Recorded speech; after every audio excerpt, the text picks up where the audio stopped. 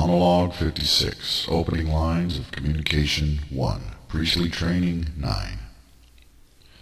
The instructions I give to the clergy will be among the most controversial in religious circles. In ancient times, the priesthoods of the one God were about more than talk, but were fellowships of power. Do not proceed with the 9th degree unless you have fully accomplished degrees 1 through 7. In skipping the basic training, you will find yourself opened to self-deception and demonic delusions.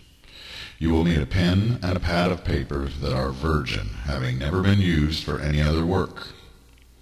During your normal meditation time, go through the regular processes, foregoing the element of darkness, and instead meditate in full light.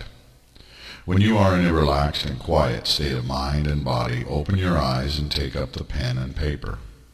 Holding them in your lap, pray, I hereby dedicate these tools unto you, Most High and Holy One, by Emmanuel I pray. With focused mind and heart, pull down God's light into your form, and channel the light into the pen and paper until both objects are saturated with illumination. Open the booklet of paper, and in the center of the first page draw the figure 8 cross, the emblem of unity between heaven and earth, man, and God. Turn the page. Write nothing on the underside of the first sheet, but go to the second sheet. Inscribe at the top of the paper this prayer. God, the Almighty and All-Knowing, the Infinite and the Eternal, I invoke and call upon you. Be not far from me. Let me not be deceived or misled. Rather, speak to me in truth and in spirit, and rebuke all unclean and unholy intelligences. Now write out a question that weighs heavily upon your heart.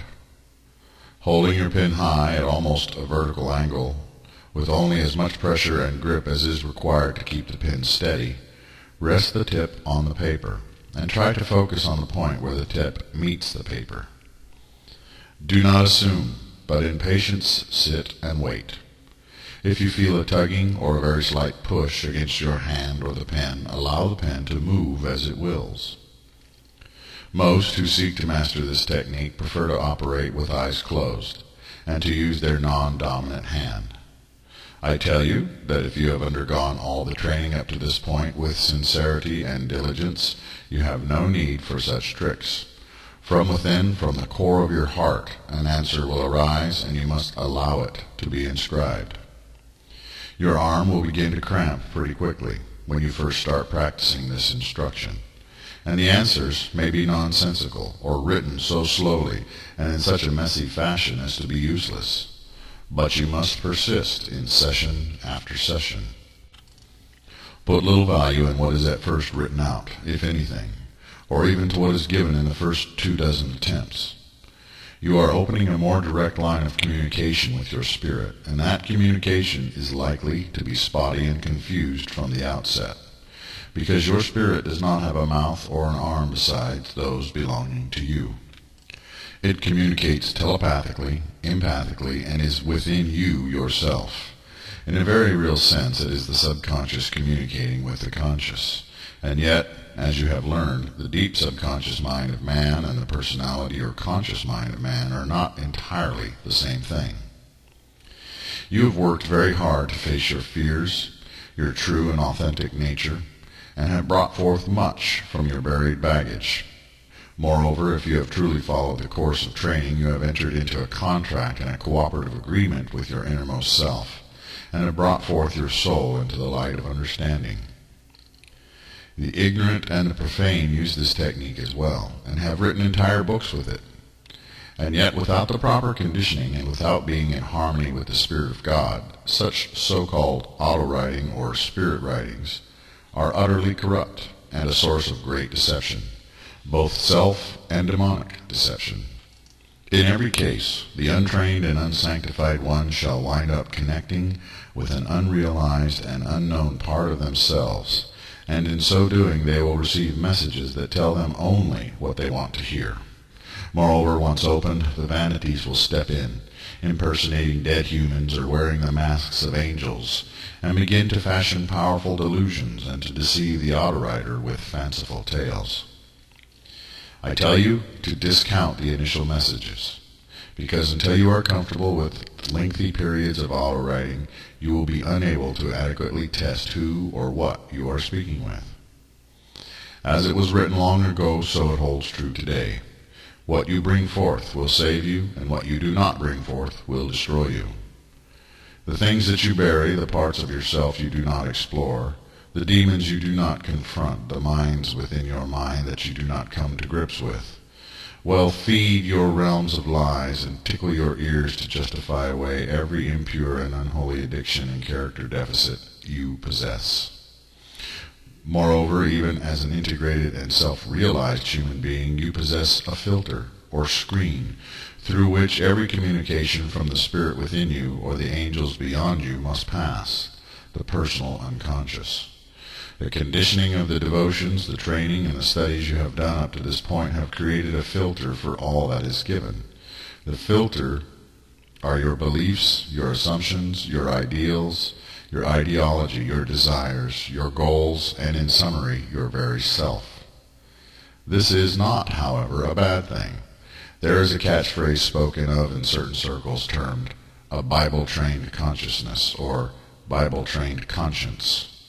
If you have truly sought to accomplish the educational standards I have previously given you, then your consciousness and your conscience have become attuned to the 7 archangels and to the Spirit of Truth, which is generally referred to as Emmanuel, or as the Holy Spirit.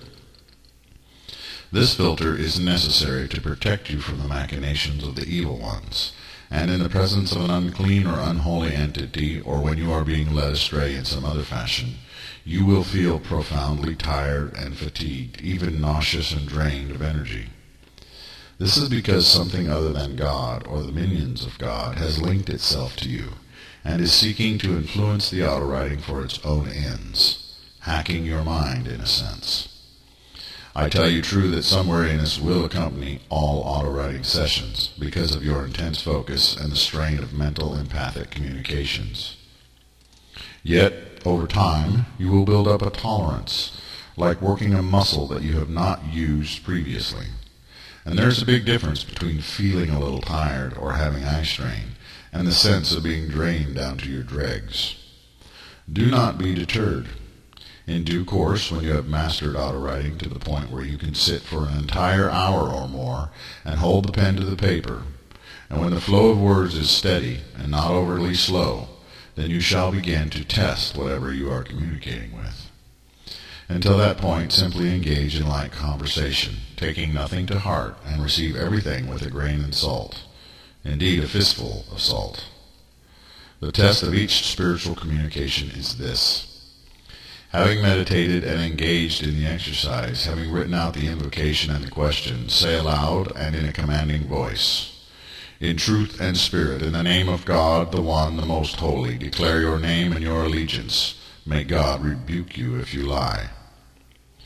The spirit that writes must first, before anything else, write out its name and an oath of allegiance to God, the One and Most High. An example of this is, by the Spirit of Truth and God Most High, by Emmanuel and the sevenfold sacred Spirit, I swear unto you that I am the Archangel Urian. May God rebuke me if I seek to deceive you or in any way mislead you. Using the term Emmanuel is great validation, for it evokes the 7 archangels and the Holy Spirit as one entity.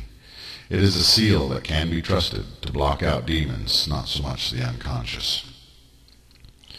Moreover, it is appropriate that any spirit you communicate with should draw out the figure 8 cross, for nothing outside of the matrix or hierarchy of the Holy One can inscribe it safely, without attracting the attention of everything it represents. Having tested a spirit, you may ask your questions freely. However, continue to be aware that your subconscious mind is always going to cloud the communication somewhat. This is where the positive filter of an Emmanuel-trained consciousness is of great benefit. For if what is given you contradicts what the Spirit of Truth has taught you in this revealing, you should discard it. To be certain, the entirety of God's messages to mankind cannot cover every subject or question you may ask, or all that might be revealed. Anything outside of the overall monotheistic pattern or themes might be taken to another Urian or to the clergy thereof for examination. Do not feel shy in asking, and do not discourage those who have received slightly suspect message. Neither permit error to flourish. Rather, help each student to perfect this technique so that it may serve to edify the whole of the faith. The reason for you to learn this method as a member of the clergy of the way of truth and spirit is to give you a tool by which to obtain more direct guidance from God and the Holy Spirit, not only on your own behalf, but so that you may better serve the whole of the congregation more effectively, by not solely relying upon your own understanding in any matter mundane or supernatural. If your concentration is broken, if your session is interrupted for any reason, you must either stop entirely or restart the entire process. If you do not, any message thereafter should not be trusted. There is a class of demonic entities whose sole passion is disruption, and they will seek to break your focus in order to slip unnoticed into your communications, again hacking your mind.